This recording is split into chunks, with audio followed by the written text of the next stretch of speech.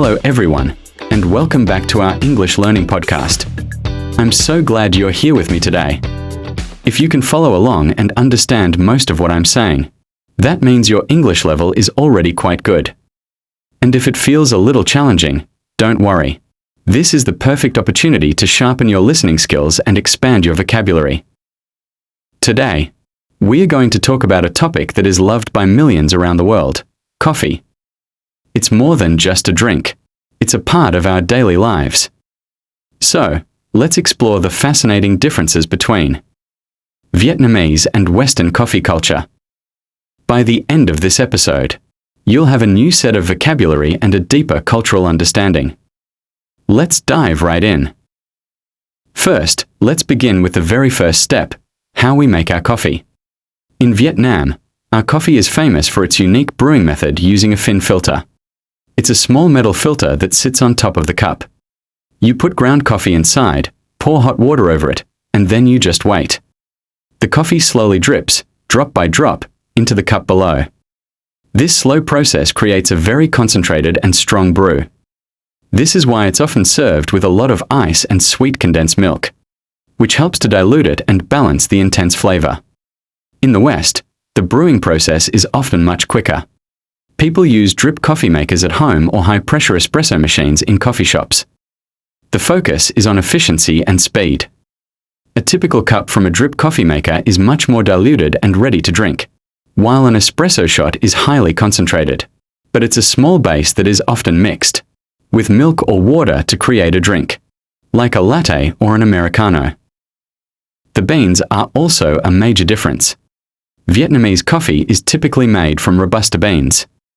These beans are known for their strong, bold, and slightly bitter flavor, and they have a very high caffeine content.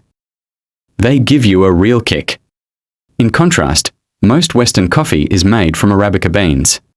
Arabica has a softer, more aromatic, and less bitter taste.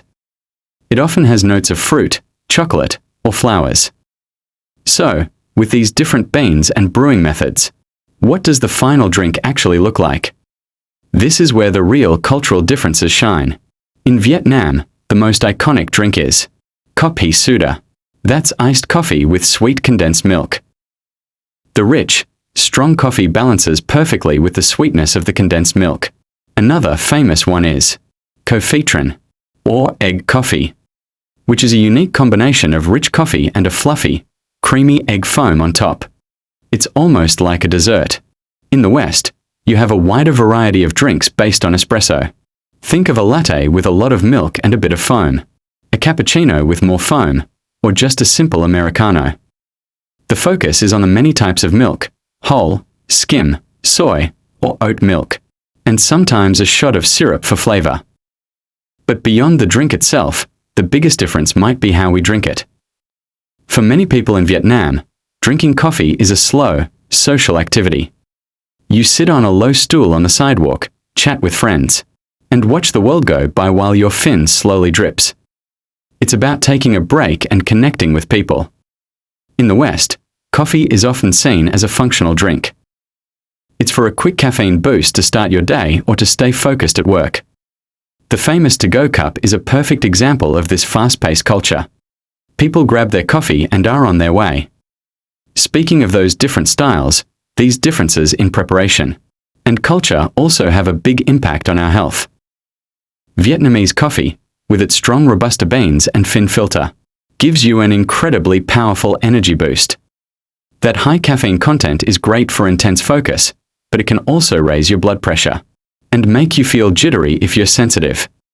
Another interesting point is that the slow drip Phin method allows for a lot of contact between the water and coffee grounds, which can extract a high amount of antioxidants.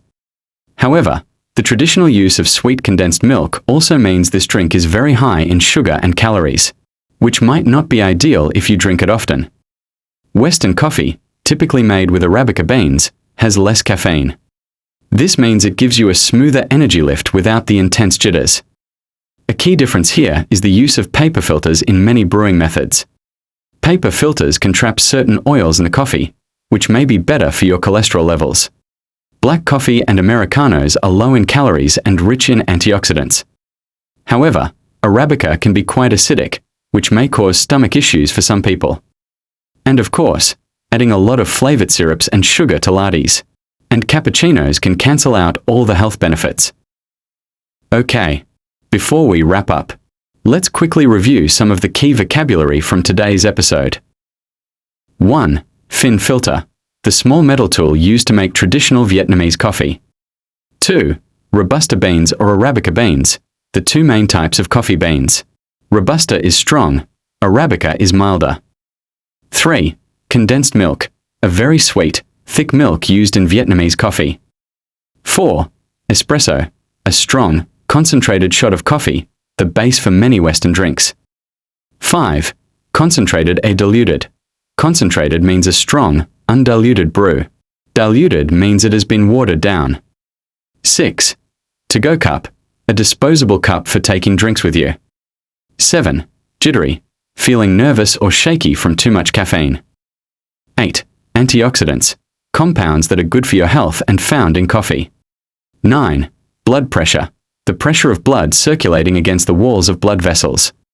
10. Paper filter, a filter used in many Western brewing methods, which can affect the final flavor and health profile of the coffee.